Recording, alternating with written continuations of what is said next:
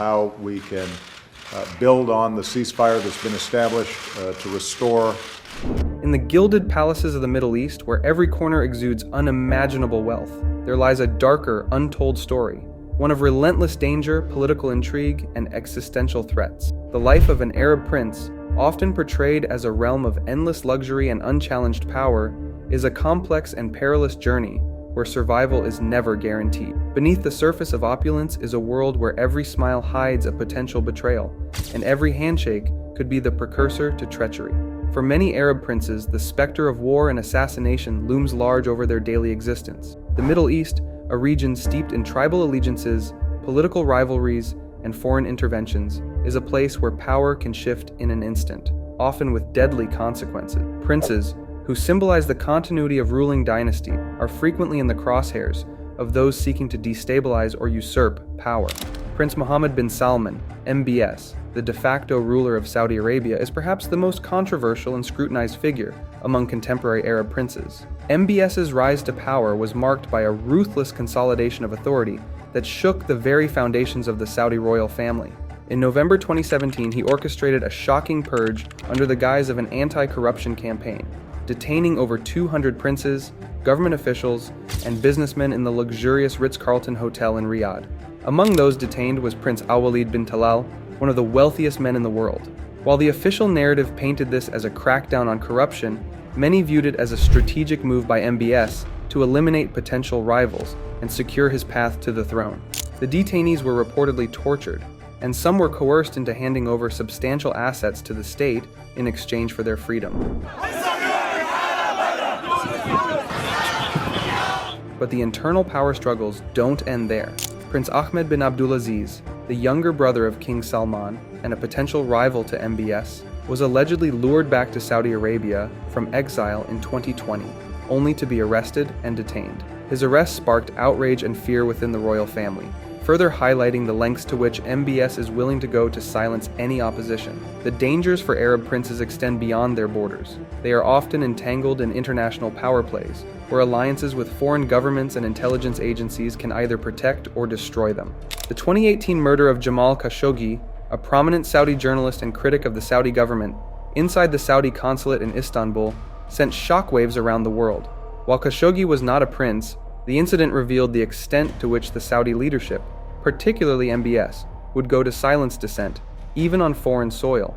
The murder, widely believed to have been ordered by MBS, sparked international condemnation and severely damaged Saudi Arabia's global reputation. However, it also exposed the vulnerability of Arab princes to international scrutiny and retribution, making their positions even more precarious. Like recently, Saudi Crown Prince Mohammed bin Salman reportedly told visiting U.S. lawmakers that he fears being assassinated over his pursuit of normalization with Israel.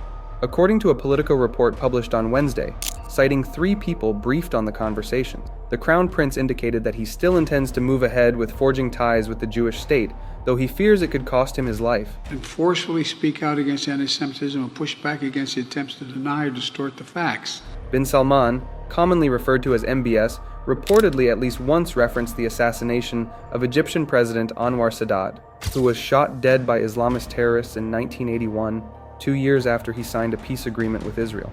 MBS asked his interlocutors what the U.S. had done to protect Sadat after the landmark peace deal. The Crown Prince was said to have cited the risk of assassination in explaining why any normalization deal between Riyadh and Jerusalem must include a true path to a Palestinian state, something the current Israeli government publicly opposes. The way he put it was, Saudis care very deeply about this, and the street throughout the Middle East cares deeply about this, and my tenure as the keeper of the holy sites of Islam will not be secure if I don't address what is the most pressing issue of justice in our region. A source familiar with the conversations was quoted as saying by Politico. Nevertheless, the report says, MBS appears intent on striking the mega deal with the US and Israel, which he sees as crucial to his country's future.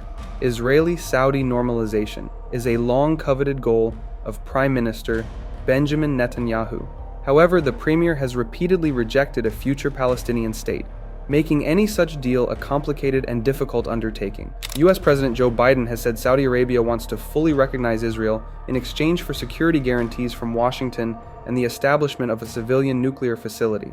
The White House confirmed it had resumed offensive weapons sales to Saudi Arabia lifting a ban enacted in 2021 over human rights concerns. The resumption was seen as part of Washington's efforts to enlist the help of Riyadh in securing a ceasefire in Gaza and countering a possible Iranian attack on Israel. Before the war in Gaza, normalization seemed to be just around the corner. 2 Israeli ministers made unprecedented public visits to the Desert Kingdom just days before the war was sparked on October 7th, when thousands of Hamas-led terrorists stormed southern Israel to kill around 1,200 people and take 251 hostages. The involvement of Arab princes in global power dynamics can have deadly consequences, as evidenced by the assassination of Prince Bandar bin Sultan's close ally, Lebanese Prime Minister Rafik Hariri. Hariri was killed in a massive car bomb explosion in Beirut in 2005, an event that reverberated across the Middle East. Prince Bandar, a former Saudi ambassador to the United States and head of Saudi intelligence, was deeply involved in Lebanese politics. Hariri's assassination was widely seen as part of the broader conflict between Saudi Arabia and Syria, with both countries blaming each other for the killing. The incident demonstrated how Arab princes, through their alliances and political maneuvers, could become embroiled in deadly international conflicts. While some princes remain within the palatial confines of their kingdoms, others find themselves exiled, living in constant fear of retribution. The life of an exiled prince is a far cry from the luxury they once knew, filled instead with the anxiety of being hunted by their own government. Prince Khalid bin Farhan al Saud, a Saudi prince who defected to Germany, has become a vocal critic of the Saudi regime. In 2018, he revealed that the Saudi government had attempted to lure him to Cairo, promising him a large sum of money and a new role in the government.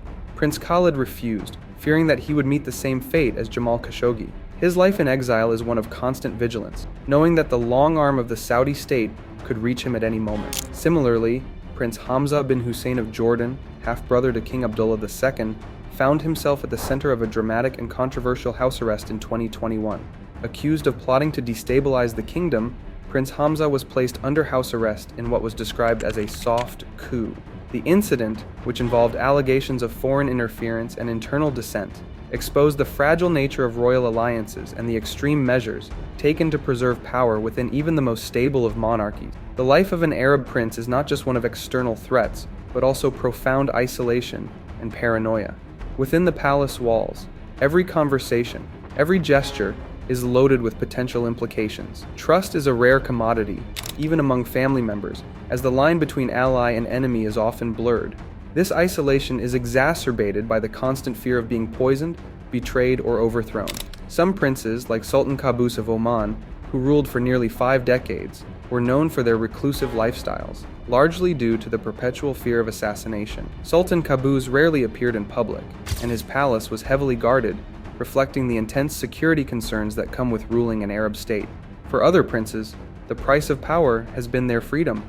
Prince Mutayib bin Abdullah, once a leading contender for the Saudi throne, was arrested in the 2017 purge and detained for weeks. Although he was eventually released, the arrest effectively ended his political career and ambition. The once powerful prince now lives a life under constant surveillance, his every move monitored by the regime he once served. In a region where power is as fluid as oil and as dangerous as fire, the life of an Arab prince is a constant battle for survival. Behind the dazzling facade of wealth and power lies a world of profound loneliness, endless vigilance, and perpetual fear. The untold truth about being an Arab prince is not one of privilege but of a life under siege, where the next move could be the last. This is the reality of the Arab prince, a life of unimaginable luxury shackled by the chains of power, where every decision could lead to triumph or tragedy, and where the ultimate price of power might be one's very existence.